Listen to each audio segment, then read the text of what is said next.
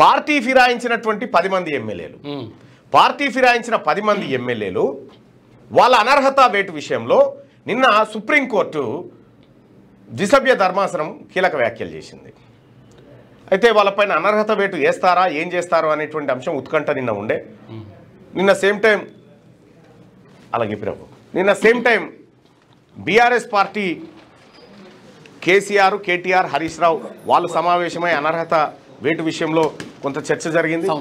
అలాగే ఇక్కడ అధికార పక్షం నుంచి కాంగ్రెస్ పక్షం నుంచి కూడా ఎలాంటి తీర్పు వస్తుందని ఆసక్తిగా చూసింది. ఇక ప్రజలైతే ఏం జరుగుతుందో అని ఆసక్తిగా చూసారు. ఈ అంశం పైన ఒకసారి ఓటింగ్ పెట్టుకుందాం. తెలంగాణ ప్రజలారా, పార్టీ ఫిరాయించిన ఎమ్మెల్యేలపై వేటు వేయాల్సిన అవసరం ఉందా? రైట్, మీ ఒపీనియన్ ఏంది? సుప్రీంకోర్టు చెప్పింది ఏంటంటే 3 నెలల లోపల స్పీకర్ ఈ అంశం పైన నిర్ణయం తీసుకోవాలని చెప్పి సుప్రీంకోర్టు ఆదేశించింది. సూచన కాదు, సూచన ప్రాయంగా ఆదేశించింది, గట్టి కాదు. పార్టీ ఫిరాయించిన ఎమ్మెల్యేలపై అనర్హత వేటు వేయాలా వద్దా? అనర్హత వేటు వేయాలి అనుకునే వాళ్ళు పై ఆప్షన్, అవసరం లేదనుకునే వాళ్ళు కింద ఆప్షన్ను మీ ఆప్షన్గా ఎంచుకొని ఓటింగ్లో పాల్గొనండి. మరి ఏం జరుగుతుంది ఇప్పుడు? What next? ఏం జరుగుతుంది? ఒకటి, ఫిరాయింపు ఎమ్మెల్యేలు వీళ్ళ విషయంలో నిన్న సుప్రీంకోర్టు చెప్పినటువంటి మాట క్లియర్గా ఏంటంటే, ఇంకెన్ని 4 ఏళ్ళు నానుస్తారా? ఇంకా 4 ఏళ్ళు నానుస్తారా? వెంటనే నిర్ణయం తీసుకోండి. వాళ్ళు పార్టీ ఫిరాయించి కూడా దాదాపు 1 ఇయర్ దగ్గరికి వచ్చింది. 1 ఇయర్ అయిపోయింది. 1 ఇయర్లో స్పీకర్కు ఫిర్యాదు చేయడం జరిగింది. ఏది బీఆర్ఎస్ పార్టీ ఫిరాయించిన ఎమ్మెల్యేల సభ్యత్వాలు రద్దు చేయమని కోరడం జరిగింది. అయితే స్పీకర్ ఎట్లాగో అధికార పార్టీ పక్షం వైపు ఉంటాడు. ఈయననే కాదు, ఏ స్పీకర్ ఉన్నా అదే ఉంటుంది. కాబట్టి స్పీకర్ ఏం చేసిందంటే, ఈ బీఆర్ఎస్ ఇచ్చినటువంటి ఫిర్యాదును స్వీకరించి ఆ కాయిదాలను తన దగ్గర పెట్టుకున్నాడు. దీన్ని ఎస్ అంటలేడు, నో అంటలేడు. దీంతో బీఆర్ఎస్ పార్టీ సుప్రీంకోర్టుకు పోయింది. బీఆర్ఎస్ పార్టీ సుప్రీంకోర్టుకు పోయి పిటిషన్ వేస్తే ఏప్రిల్లో విచారణ పూర్తయి తీర్పు జూలై 31కు పెండింగ్కు పెట్టారు. నిన్న తీర్పు చెప్తే ఏమన్నదంటే, స్పీకర్ గారు మీరు ఇంకెన్ని రోజులు పెండింగ్ పెట్టుకుంటారు ఈ అంశాన్ని? 3 నెలల్లో తేల్చండి. 3 నెలల్లో నిర్ణయం తీసుకోండి, తేల్చండి. అయితే ఇక్కడ మనం గమనించాల్సినటువంటి అంశం ఏంటంటే, ఈ తేల్చండి అనేటువంటి మాట 3 నెలల్లో తేల్చండి. ఈ తేల్చండి అంటే ఏంది? ఇగో ఇక్కడ అస్సలు లాజిక్ పాయింట్ ఉంది. తేల్చండి అంటే ఏంటంటే, వాళ్ళు పార్టీ ఫిరాయించిరా లేదా, మీ నిర్ణయం ఏందో చెప్పండి. నీ నిర్ణయం ఏందో చెప్పండి. ఇప్పుడు సహజంగానే స్పీకర్ గారు ఏమంటారు? వాళ్ళు పార్టీ ఫిరాయించినట్టు నాకు కనిపించలేదు, ఎక్కడ అటువంటి వాసన కూడా నాకు కనిపించలేదు, కాబట్టి నేను పార్టీ ఫిరాయించిరని నేను భావిస్తలేను, కాబట్టి అనర్హత వేటు లేదని చెప్తాడు. అప్పుడు ఏది 3 నెలల ఏది కరెక్ట్గా 99 రోజులకు చెప్తాడు. ఇక ఇది 89 రోజులకు 89వ రోజు చెప్తాడు. చెప్తే లేకపోతే ఇంకొక ఆప్షన్ ఏంది? రాష్ట్ర ప్రభుత్వం నేనెప్పుడు నిర్ణయం తీసుకోవాలో నువ్వెట్లా ఆదేశిస్తావు? స్పీకర్కు రాజ్యాంగంలో ప్రత్యేక హక్కులు ఉన్నాయి కదా, నువ్వెట్లా నిర్ణయిస్తావని మళ్ళా కోర్టుకు పోయే అవకాశం ఉంది ప్రభుత్వం. సుప్రీంకోర్టుకి ప్రభుత్వం కోర్టుకు పోయేటువంటి అవకాశం ఉంది. అయితే మరి పోయిన తర్వాత ఏమవుతుంది? సుప్రీంకోర్టు పరిశీలిస్తున్నామని పక్కకు పెడుతుంది. దీని ద్వారా ఇదే సుప్రీంకోర్టు మహారాష్ట్ర విషయంలో కూడా పార్టీ ఫిరాయించిన ఎమ్మెల్యేల విషయంలో తీర్పిస్తే ఆ తీర్పు కాయిదాన్ని తీసి పక్కకు వారేసి 3 ఏళ్ళు పక్కకు వారేసి అట్లే పడి ఉంది. అదిగా దాని కథ అయిపోయింది. సేమ్ తెలంగాణ రాష్ట్రంలో కూడా గిదే. ముఖ్యమంత్రి రేవంత్ రెడ్డి గారు అసెంబ్లీలో చెప్పి ఉప ఎన్నికలు రావు అనే మాట ఏదైతే చెప్పిండో జడ్జిమెంట్ కంటే ముందే, అవు గదే కరెక్ట్. ఈ ఉప ఎన్నికలు వచ్చి వీళ్ళ పదవులు పోయే అవకాశం అయితే కనిపిస్తలేదు. మరి ఏంది మళ్ళా దానం నాగేందర్ గారు టీఆర్ఎస్ పార్టీలో గెలిచి సికింద్రాబాద్ కాంగ్రెస్ పార్టీ ఎంపీగా కంటెస్ట్ చేసింది కదా, మరి దీని సంగతి ఏంది అని అంటే, అదేమో ఎమ్మెల్యే విషయంలో నేను బీఆర్ఎస్ పార్టీలోనే ఉన్నా, ఎంపీల విషయంలో లేదు. ఎందుకంటే బీఆర్ఎస్కి ఎంపీలు లేరు కాబట్టి. అట్లా చెప్పి తప్పించుకోవడానికి అనేకమైనటువంటి లొసుగులు మన చట్టాలలో ఉన్నాయి. మరి ప్రజలు లైవ్ చూస్తున్నటువంటి ప్రజలు ఏమనుకుంటా ఉన్నారు ఈ అంశం పైన? పార్టీ ఫిరాయించిన ఎమ్మెల్యేలపై అనర్హత వేటు వేయాలా వద్దా? వేయాలని అంటారు. వేయాలి, అనర్హత వేటు వేయాలని 77% మంది ప్రజలు అభిప్రాయపడతా ఉన్నారు. అవి అయ్యేది కాదని చెప్పి మనం చెప్తున్నాడు. అయ్యేది కాదు, పోయేది కాదు. ఎమ్మెల్యే పోతే తప్ప వస్తుంది. గుడ్ మార్నింగ్ అన్న అని చెప్పి బై ఎలక్షన్ రాదు భయ్య, అసలు రానే రాదు. ఎట్లా వస్తుంది? అవకాశం లేదు, అవకాశమే లేదు. సుప్రీంకోర్టు నిర్ణయం తీసుకోమని చెప్పడం వరకే, ఇక అంతే. తేల్చండి అంటుంది, తేల్చండి అని ఉంటుంది అంతే తప్పగా ఇంకోటి ఏం లేదు. తేల్చండి అని చెప్తలేదు. 3 నెలల్లోపు నిర్ణయం తీసుకోండి. ఎమ్మెల్యేల అనర్హత పిటిషన్లపై తెలంగాణ స్పీకర్కు సుప్రీంకోర్టు ఆదేశం. గతంలో మణిపూర్ స్పీకర్కు జారీ చేసిన ఉత్తర్వులే ఆధారం.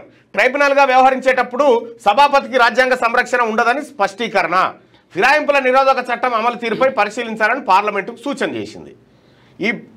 ఈ పార్టీ ఫిరాయింపుల చట్టం ఎవరు తీసుకొచ్చారు? రాజీవ్ గాంధీ గారు తీసుకొచ్చారు. 1990 పార్టీ ఫిరాయింపుల నిరోధక చట్టం. అవును. దాన్ని డ్రాఫ్టింగ్ చేసింది ఎవరు? పుంజాల శివశంకర్ గారు, మన తెలంగాణ బిడ్డ. దాన్ని డ్రాఫ్టింగ్ చేసిండు. పార్టీ ఫిరాయింపుల నిరోధక చట్టాన్ని రాజీవ్ గాంధీ గారు ప్రవేశపెట్టారు. అది అమల్లోకి వచ్చింది. దాన్ని ఎవడు పట్టించుకుంటోడు లేడు. కేసీఆర్ అయితే గంపగుత్తగా తీసుకుపోయి ఆయన పార్టీలు చేర్పించుకున్నాడు. ఆయన చేసినప్పుడే సంసారం అయింది, ఇతరుడు చేస్తే వ్యభిచారం అయిపోయింది. ఆ పార్టీ వద్దనే వాళ్ళకు వ్యతిరేకంగా ఓటేస్తే వాళ్ళే పోయి అలా పోయి కూర్చున్నారు. ప్రజల అభిప్రాయం మొత్తం నాశనమైనట్టే కదా. రైట్ గా పార్టీ ఫిరాయించిన 10 మంది ఎమ్మెల్యేలను అనర్హులుగా ప్రకటించాలని కోరుతూ భరాసా దాఖలు చేసిన పిటిషన్లపై 3 నెలల్లోపు విచారణ పూర్తి చేయాలని తెలంగాణ అసెంబ్లీ స్పీకర్ను సుప్రీంకోర్టు ఆదేశించింది. ఇందుకు గతంలో కేశవ్ మెగా చంద్రసింగ్ కేసులో సుప్రీంకోర్టు త్రిసభ్య ధర్మాసనం ఇచ్చిన తీర్పునే ఉదాహరణగా చూపింది. అనర్హత ఆరోపణలు ఎదుర్కొంటున్న ఎమ్మెల్యేలు ఆయా పిటిషన్లపై విచారణను సాగదీయడానికి చేసే ప్రయత్నాలు స్పీకర్ అనుమతించరాదని స్పష్టం చేసింది. అలాంటి పరిస్థితులు ఎదురైనప్పుడు సంబంధిత ఎమ్మెల్యేలపై స్పీకర్ చర్యలు తీసుకోవాలని చెప్పి ఉంది. అయితే దుష్ట సాంప్రదాయాన్ని ఎదుర్కోలేకపోతే సుప్రీం ధర్మాసనం ఏం చెప్పిందంటే, రాజకీయ ఫిరాయింపుల మహమ్మారిని ఎదుర్కోవడానికి 52వ సవరణ ద్వారా రాజ్యాంగంలోని 10వ షెడ్యూల్ను చేర్చారు. రాజకీయ ఫిరాయింపుల దుష్ట సాంప్రదాయాన్ని ఎదుర్కోలేకపోతే అది ప్రజాస్వామ్య పునాదులను దెబ్బతీస్తుంది. అందుకే ఫిరాయింపుల నిరోధక చట్టం బిల్లు ప్రవేశపెడుతున్నట్టు అప్పట్లో పార్లమెంట్ను ఉద్దేశించి నాటి రాష్ట్రపతి ప్రకటించారు. ఇక అందుకే స్పీకర్కి అధికారం. చాలాసార్లు కోర్టులో విచారణ పూర్తయ్యే లోపు సభ్యుల పదవీ కాలం ముగిసిపోతుంది.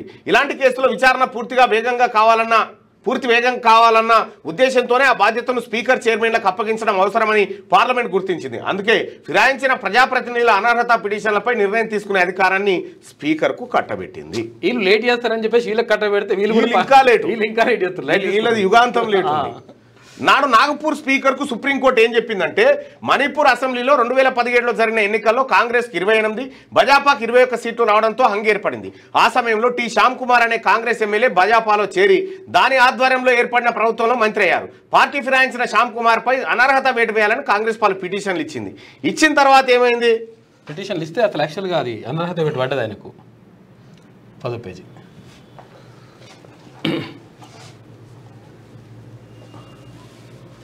దాఖలు చేసిన స్పీకర్ నిర్ణయం తీసుకోలేదు. దాంతో అప్పటి మణిపూర్ కాంగ్రెస్ అధ్యక్షుడు కేశవ్ మెగా చంద్రసింగ్ హైకోర్టును ఆశ్రయించారు. న్యాయస్థానం స్పీకర్కు ఆదేశాలు జారీ చేయొచ్చా లేదా అన్న అంశంపై సుప్రీంకోర్టులోని 5 సభ్యుల రాజ్యాంగ ధర్మాసనం ముందున్నందున దానిపై తాము నిర్ణయం తీసుకోలేమని, సుప్రీం తీర్పు వచ్చే వరకు వేచి చూడాలని హైకోర్టు పేర్కొంది. ఆ తీర్పును సవాల్ చేస్తూ ఆయన సుప్రీంకోర్టులో దాఖలు చేసిన అప్పీల్ను విచారించిన justice RF Nariman, justice Aniruddha Bose, justice V రామసుబ్రహ్మణ్యంలతో కూడిన ధర్మాసనం మణిపూర్ స్పీకర్ తన ముందున్న అనర్హత పిటిషన్లపై 4 వారాల్లోపు నిర్ణయం వెలువరించాలని 2020 జనవరి 21న తీర్పు వెలువరించింది. రాజ్యాంగంలోని 10వ షెడ్యూల్ కింద స్పీకర్ క్యాసిడ్ జ్యుడిషియల్ అథారిటీలా వ్యవహరిస్తారు కాబట్టి అనర్హత పిటిషన్లపై తగిన సమయంలోపు నిర్ణయం తీసుకోవాలంది. తగిన సమయం అన్నది విభిన్న పరిస్థితులపై ఆధారపడి ఉంటుందని, అసాధారణమైన పరిస్థితులు ఎదురైతే తప్ప పిటిషన్ దాఖలైన 3 నెలల్లోపు నిర్ణయం వెలువరించాలని పేర్కొంది. ఇక ఎంపీలు ఎమ్మెల్యేల పదవి కాలం 5 ఏళ్లు ఉంటుందని దృష్టిలో ఉంచుకునే గడువు విధిస్తున్నామని, కానీ ఇలాంటి అనర్హతకు గురైన వారు ఒక్కరోజు కూడా పదవుల్లో కొనసాగడానికి వీల్లేదని సుప్రీంకోర్టు చెప్పింది. ఈ తీర్పు తర్వాత అదే ఏడాది కాంగ్రెస్ ఎమ్మెల్యే శ్యామ్ కుమార్ పై అనర్హత వేటు పడింది. అక్కడ పడింది, ఇక్కడ లేదు. ఫిరాయింపు ఎమ్మెల్యేలపై సుప్రీంకోర్టుకు కేసీఆర్ పోతారట. ఎందుకంటే పార్టీ అధ్యక్షుడుగా ఇది జరిగినటువంటిది. ఇప్పుడు స్పీకర్ ఏమనుకుంటుండంటే, మరి సుప్రీంకోర్టు ఆదేశించింది కదా, న్యాయ నిపుణుల సలహా తీసుకున్నాక స్పందిస్తా, తీర్పుపై స్పీకర్ ప్రసాద్ కుమార్. న్యాయ నిపుణుల సలహా తీసుకున్న తర్వాత స్పందిస్తాను. ఏం చేయాలి ఇక ఫిరాయింపు ఎమ్మెల్సీల పైన సుప్రీంకోర్టుకు ఎమ్మెల్యేల అనర్హత తీర్పై అధ్యయనం, భరాసా నేతలతో కేసీఆర్ అట. ఫిరాయింపు ఎమ్మెల్సీల పైన, ఫిరాయింపు చేసిన ఎమ్మెల్సీలు ఉన్నారు ఇప్పుడు, అందులో చాలా మంది ఉన్నారు. మరి వాళ్ళ మీద కూడా పోతారట. ఇప్పుడు ఎగ్గెమల్లేసో సరైన టర్మ్ అయిపోయింది, ఆయన చివరి టైంలో ఆయన రెన్యువల్ చేస్తా అని తీసుకురు, ఆయనకు తెడ్డు చూపించారు. ఆ తర్వాత దయానంద్ ఆయన, ఆ తర్వాత దండె విఠల్, ఆ తర్వాత భానుప్రసాద్, ఇట్లా ఓ 10 మంది దాకా ఎమ్మెల్సీలు ఫిరాయించారు. అయితే వాళ్ళని మళ్ళీ మీకే ఇస్తామని చెప్పారు కానీ వాళ్ళని మోసం చేశారు. అందులో చాలా మంది మోసపోయారు.